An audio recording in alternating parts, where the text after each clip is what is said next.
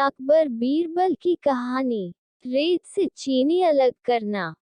एक बार बादशाह अकबर, बीरबल और सभी मंत्रीगण दरबार में बैठे हुए थे। सभा की कार्यवाही चल रही थी। एक एक करके राज्य के लोग अपनी समस्याएं लेकर दरबार में आ रहे थे। इसी बीच वहां एक व्यक्ति दरबार में पहुंचा। उसके हाथ में एक मर्तबान था। सभी उस मर्तबान की ओर देख रहे थे। तभी अकबर ने उस व्यक्ति से पूछा, क्या है इस मर्तबान में? उसने कहा, महाराज, इसमें चीनी और रेत का मिश्रण है। अकबर ने फिर पूछा, किस लिए? अब दरबारी ने कहा, गलती माफ हो महाराज, लेकिन मैंने बीरबल की बुद्धिमत्ता के कई किस्से सुने हैं। मैं उनकी परीक्षा लेना चाहता हूँ।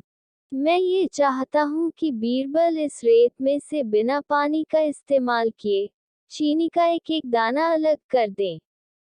अब सभी हैरानी से बीरबल की ओर देखने लगे। अब अकबर ने बीरबल की ओर देखा और कहा, देख लो बीरबल, अब तुम कैसे इस व्यक्ति के सामने अपनी बुद्धिमानी का परिचय दोगे? बीरबल ने मुस्कुराते हुए कहा, महाराज, हो जाएगा, ये तो मेरे बाएं हाथ का काम है।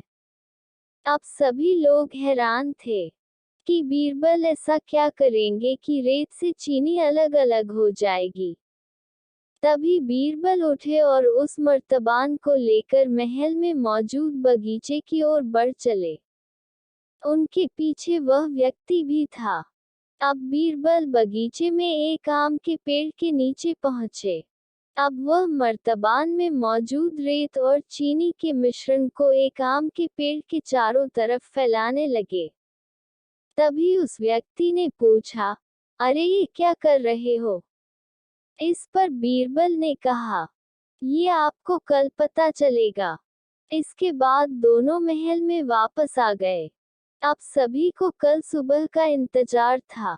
अगली सुबह जब दरबार लगा, तो अकबर और सारे मंत्री एक साथ बगीचे में पहुंचे।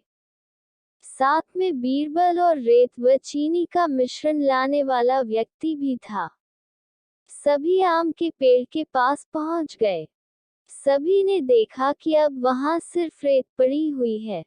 दरअसल रेत में मौजूद चीनी को चींटियों ने निकालकर अपने बिल में इकट्ठा कर लिया था, और बची खुची चीनी को कुछ चींटियां उठाकर अपने बिल में ले जा रही थी। इस पर उस व्यक्ति ने पूछा, चीनी कहाँ गई? तो बीरबल ने कहा, रेत से चीनी अलग हो गई है। सभी जोर जोर से हंसने लगे।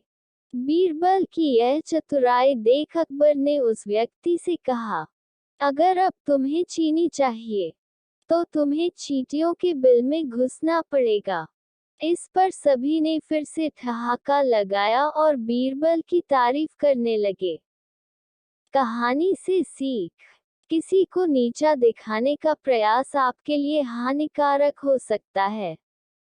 तो ऐसी ही कहानी सुनने के लिए हमारे चैनल को सब्सक्राइब करें, लाइक करें और शेयर करें।